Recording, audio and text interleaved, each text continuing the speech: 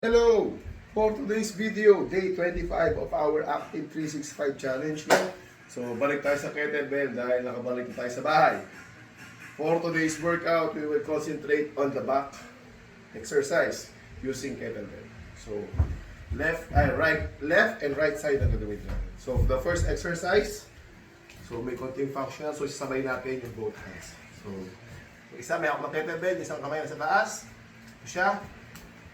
1, 2, 3, 4, 5, 6, 7, 8, 9, 10, 11, 12, 13, 14, 15.